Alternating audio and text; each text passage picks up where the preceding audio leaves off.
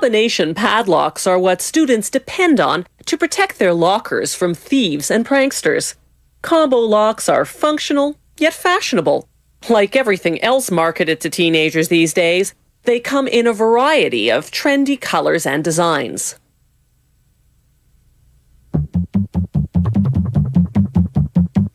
The combination lock's main locking mechanism is called the base plate. It's comprised of 7 components.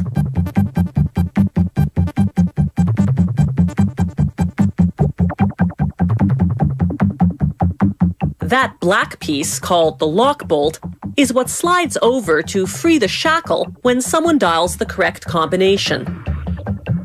They rivet the base plate components into place so the lock will stand up to repeated use. Here are those components before assembly and after. They secure the assembled base plate into the casing. Then they install the trip lever spring. It's what automatically scrambles the mechanism every time the lock is closed.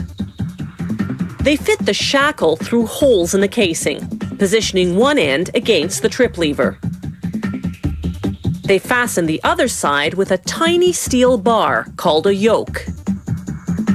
The lock's combination function is made up of 3 stacked discs called tumblers. Here, the first 2 go in. Next, they grease the shackle so it'll slide in and out easily.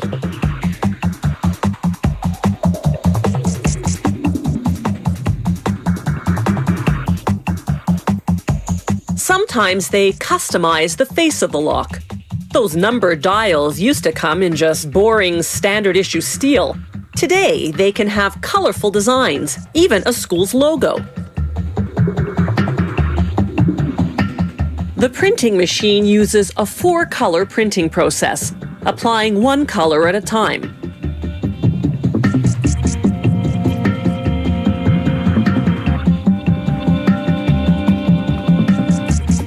The painted dials get 2 coats of clear varnish to harden and protect the paint.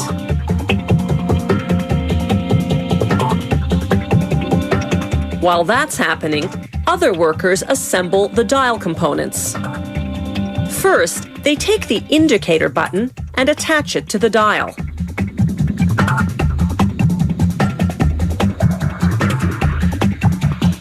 Then they take the 3rd tumbler and rivet it to the back of the dial. This tumbler will control the movement of the 2 other tumblers inside the lock's casing. All 3 tumblers have V-shaped indentations. The correct combination aligns those V's, allowing the lock bolt to slide over and free the shackle. Each tumbler has a code number stamped on the back. The number corresponds to the location of its indentation. They program each lock's 3 tumbler codes into a computer. The computer then randomly creates a combination that will align the 3 indentations.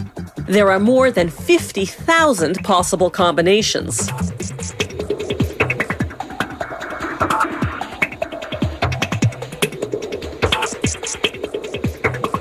The system prints the combination on a sticker, along with a barcode. The barcode is programmed into a central computer, where it's recorded with the lock's serial number. The guts of the combination lock are finished. Now it's time for the final assembly. They put the dial onto the casing. Then a forming tool presses down on the casing's rim, folding it tightly over the dial. A computer-guided machine then engraves a serial number on each lock.